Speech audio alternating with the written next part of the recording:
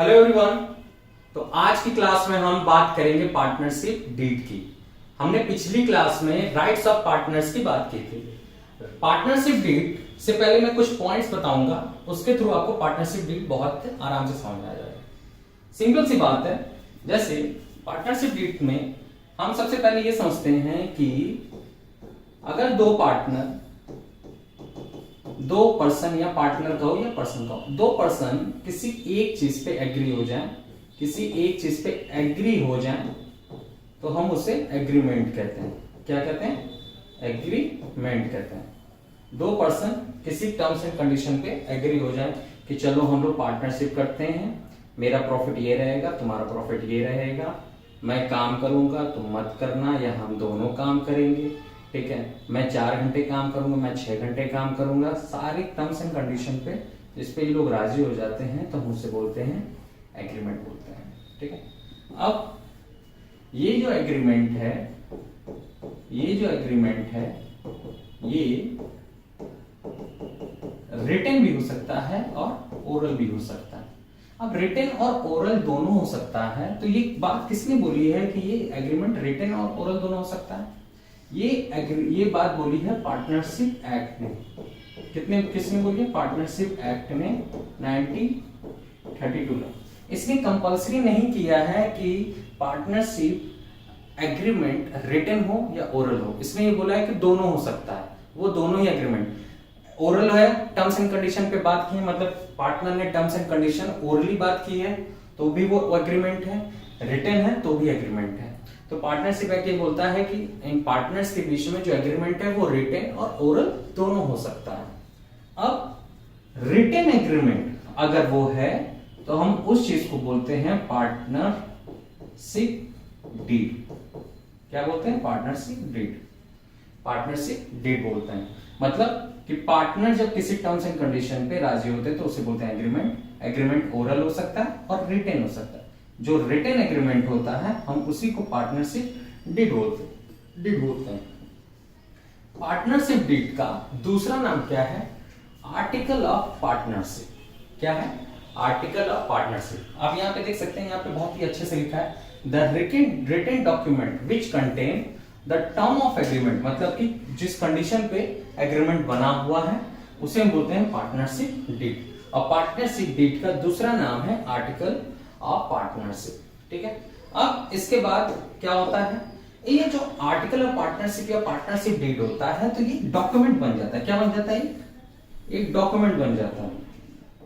एक डॉक्यूमेंट बन जाता है।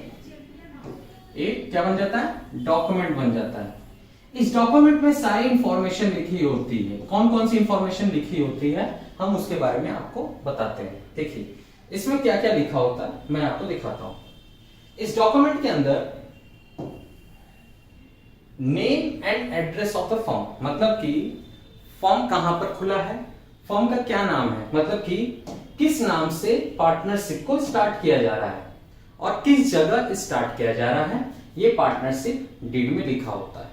फिर इसके बाद जितने पार्टनर स्टार्ट कर रहे हैं उनका नाम, उनका एड्रेस वो भी लिखा होगा।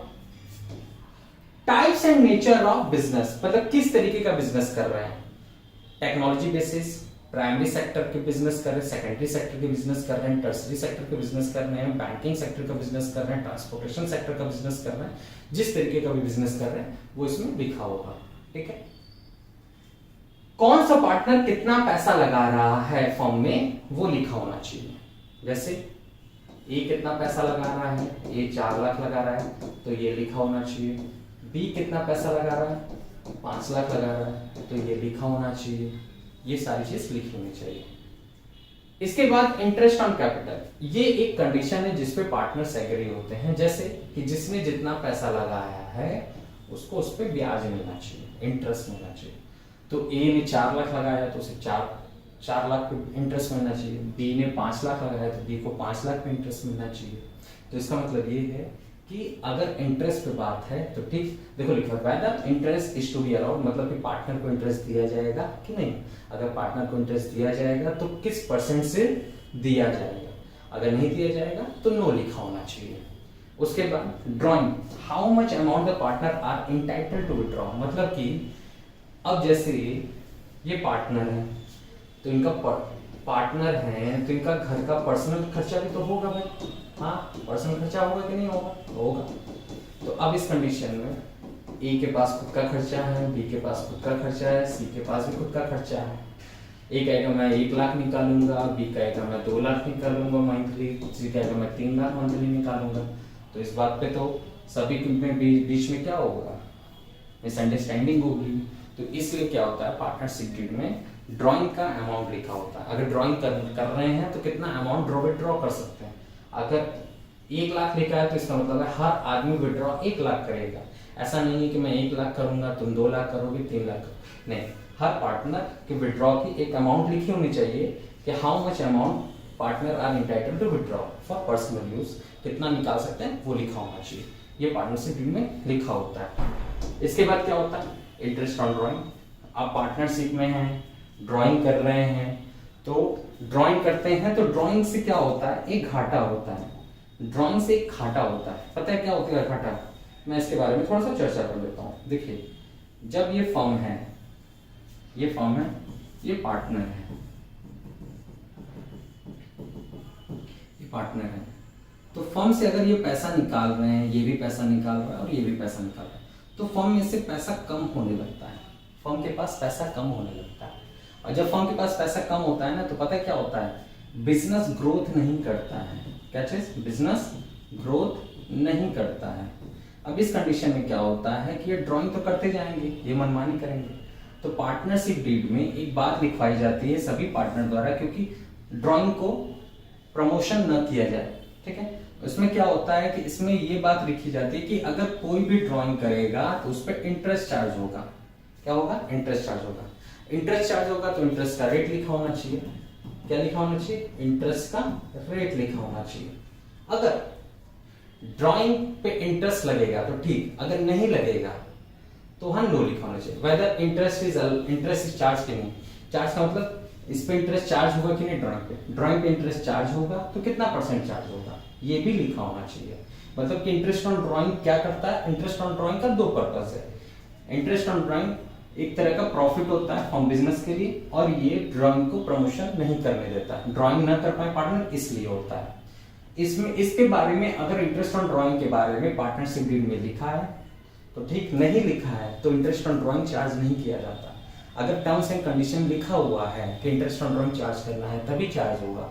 अगर इंटरेस्ट ऑन ड्राइंग के बारे में कोई इंफॉर्मेशन नहीं तो वो चार्ज नहीं किया जाता। इसके बाद सैलरी, किसी पार्टनर को सैलरी देना है क्योंकि वो बंदा काम कर रहा है, देना है तो कितना देना है ये लिखा होना चाहिए। अगर नहीं लिखा है तो उसे सैलरी नहीं दी जाती है, ठीक है। गुडविल, गुडविल मतलब कि जब किसी बिजनेस का, फर्म का गुडविल निकालना है तो किस मेथड से निकालेंगे, इसके बारे में आप आगे जाके पढ़ेंगे।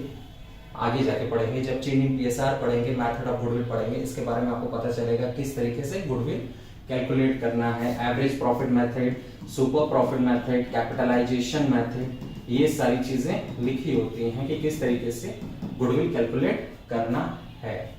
देखिए, लॉ कभी नहीं कहा कि पार्टनरशिप डीड बनाइए, लेकिन लॉ ये कहता है कि पार्टनरशिप डीड बनाएंगे तो उससे क्या होगा, एक लीगल एविडेंस होगा जिसके थ्रू डिस्प्यूट्स नहीं होंगे पार्टनर्स के बीच में। बात समझ में आ गई। ये क्लास आपको कैसी लगी, अगली क्लास में हम बात करेंगे अब्सेंस ऑफ पार्टनरशिप, ठीक है। अगर पार्टनरशिप डीड एब्सेंट है तो उस कंडीशन में हम क्या करते हैं। So thank you everyone. आपको क्लास कैसी लगी कमेंट सेक्शन में जरूर बताइए।